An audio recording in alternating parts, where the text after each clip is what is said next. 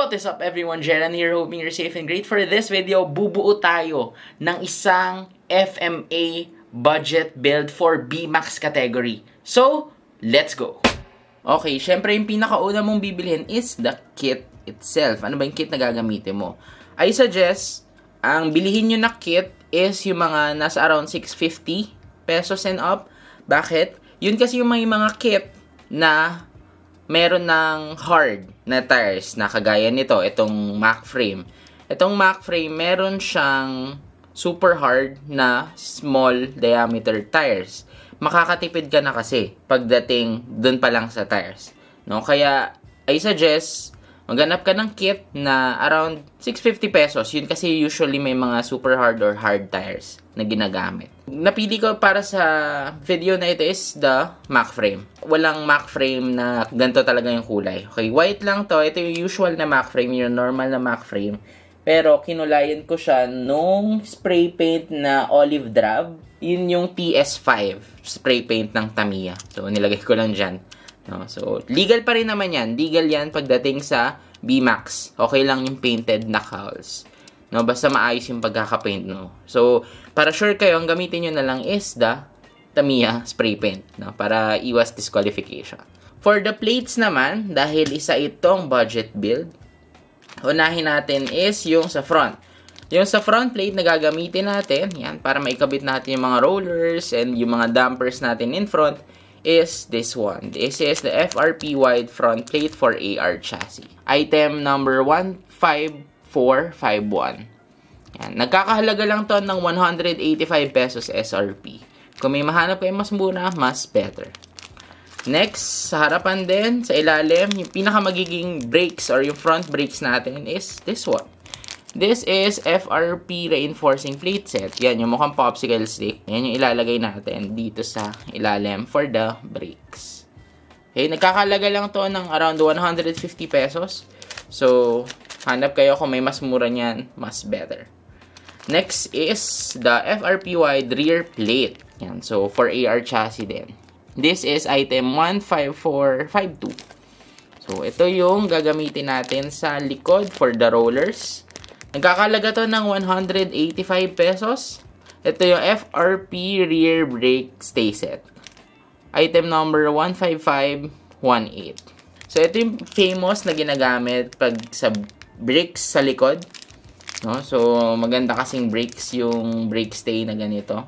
And, isa pa, makakatipid kayo, meron na rin kasi siyang sponge na kasama. So, pwede nyo na agad gamitin to.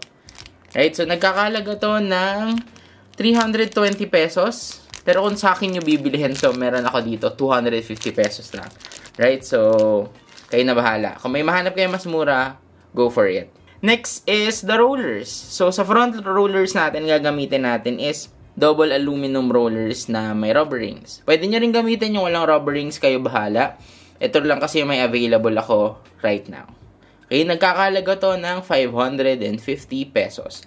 Bakit hindi ko ginaya doon sa budget build ko na pinakita ko before? Kasi, naisip ko, dito ka medyo mag-splurge ng konti. Kasi, matagal mo na itong magagamit, itong double aluminum rollers na to. No? So, invest ka lang ng konti dito sa double aluminum rollers. Kahit anong millimeter, depende na sa yun. Kung 9 to 8 millimeters or 12 to 13 millimeters, kayo na bahala. Pero, invest ka ng ganito sa double aluminum rollers na either may rubber ring or walang rubber ring. Okay lang yan. Next is, dahil budget build, ito yung gagamitin natin na roller sa likod. This is a 17mm ball race roller. So, may dalawa kang option. Okay, itong gagamitin ko ngayon is rubber ring siya. Nagkakahalaga lang to ng 400 for a pair. So, dalawang pirasong ganito is 400. So, apat yung gagamitin natin sa likod. So, makaka-800 ka dito. Yun yung SRP niya. May option ka dito kung itong rubber ring ba, yung black na band, yung gagamitin mo. Or, meron ding nabibili yung plastic rings, nakakabit na yun usually. So, yun yung blue. Alam ko may orange nun. Ano pa bang kulay yun? May red yata. Not sure. Pero, merong option nito na plastic. No? So, medyo mas mabilis yun kumpara dito. Pero, Gusto ko kasi medyo may preno sa likod, kaya ito yung gagamitin natin. So, nakakadagdag kasi ito ng preno sa likod dahil this is rubber. So, may dagdag friction siya. Pero kayo bahala kung gusto nyo high speed, okay lang na gamitin yung plastic rings, no? Na ganun. 17mm pa rin naman yun. It's fine, it's good. No? So, kayo na bahala. It's a good budget option kung ayaw mong mag high-grade aluminum na rollers sa likod. So, again, this is a budget build. So, next natin is the mass damper set. Ito yung gagamitin natin na mass damper set. Yan. So, bakit yan yung gagamitin natin? First is, meron na siyang mga side stay na gagamitin natin dito sa mga sides. And meron na siyang damper. So, it's a set na. Kung gusto niya ng slimline damper, kung gusto niyo ng ganitong klaseng damper, or gusto niyo ng heavy damper, kayo bahala ng magtimpla. So, let's talk about the system naman. Bumili ako ng Hyper Dash 3 na motor. Yan, so yun yung nakalagay dito. Yan, kulay red. Buuhin na natin to and then papakita ko sa inyo yung final build.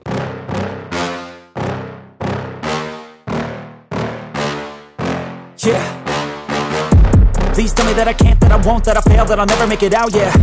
Please tell me all the bad, never good, fill my head full of every single doubt, yeah. Please say any negative thoughts, I pop off when I hear people say I cannot. I get off to the thought of proving everyone wrong, I won't stop to the top, so you better back off and get lost. I'ma stay loud, stay proud, never running out, never heading south. I'll be spreading out, call it word of mouth, can't put me down, I'll be getting loud. You can have your doubts, not what I'm about, have your cloud, it be raining now, I keep making sound, go another round, I'm legend bound, can't stop me now.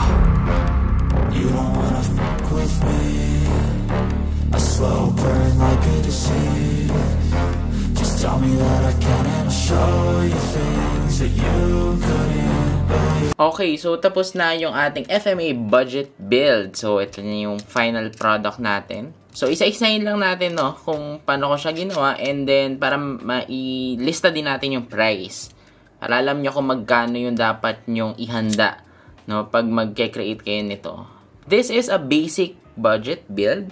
Lahat ng pinakamurang parts, no, na pwede mong gamitin para makabuo ka ng BMAX. At the same time, meron din akong mga medyo nag-splurge, medyo mahal dito na parts, kagaya ng double aluminum rollers.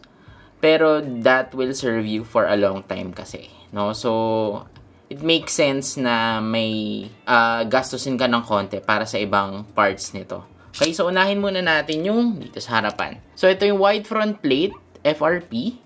Yan, again, that's 185 pesos. And then, meron din tayong reinforcing plate dito na nasa 150 pesos.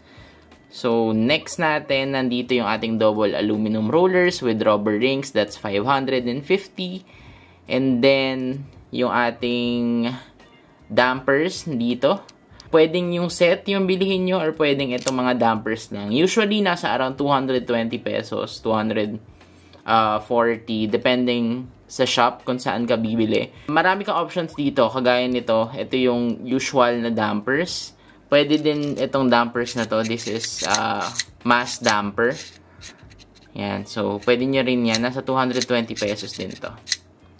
Okay? So, yan yung sa harapan. And then, and ito yung super hard natin na small diameter tires with a Hyper Dash 3 na motor. And so, ito yung side natin.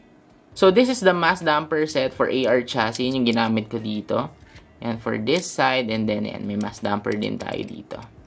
Dahil front heavy si FMA chassis, dahil front motor siya. So, automatic na mabigat talaga tong harapan. So, dinagdagan ko lang nitong dalawa para pabulusok talaga yung lipad niya. No, pag umakyat siya ng gano'n, yan. Tapos baba siya agad ng gano'n. Okay? So, next would be yung sa likod natin. Ito yung wide rear plate for AR chassis. 185 pesos yan. Rear brake stay set natin. Itong malapad na to. That's 320 pesos. Pero, kung bibili nyo sa akin, that's 250 pesos lang. And then, again, ito yung mass damper natin, which is 220 pesos. Then, ito yung 17mm na aluminum ball race rollers. Again, may option kayo kung gusto nyong plastic rings or etong rubber rings yung bibilihin nyo. Pareho din naman ang price yun. That's 400 pesos per 2 pieces. That's per set. So, this is 400 plus 400. This is 800 in total, yung lahat ng rollers ko sa likod. Okay? And, baka tanongin nyo saan nabibili itong mga bola sa taas, yung mga stabilizer na yan. Yan, para pang-lock lang siya nung mga ibabaw natin. Pwedeng mo siyang bilihin ng siya lang, pero kadalasan kasama siya sa mga mass damper set.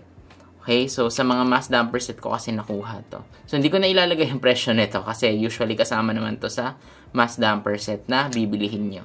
So yung lahat ng parts na ginamit natin dito, this is a budget build. Kung may budget kayo for other parts, it makes sense na gumastos kayo ng konti. Pero if you are starting a BMAX build and you are using an FMA chassis, so ito yung pinaka-basic set na dapat mong i-aim. Kasi these rollers could serve you a long time. So kung magpapalit ka man in the future, yung upgrade path mo is yung mga HG Carbon na. So next would be yung wheels then. Kung gusto mong mag-upgrade ng medium wheels, you could do that next, no? After mong mabuo yung build na ganito. So for less than 4,000 pesos, meron ka ng fully pledged na BMAX build. So this is a basic budget BMAX build for an FMA chassis. Nasa pag-configure nyo na lang yan, nasa configuration nyo na lang yan kung paano nyo titimplahin yung mga dampers, yung gear set.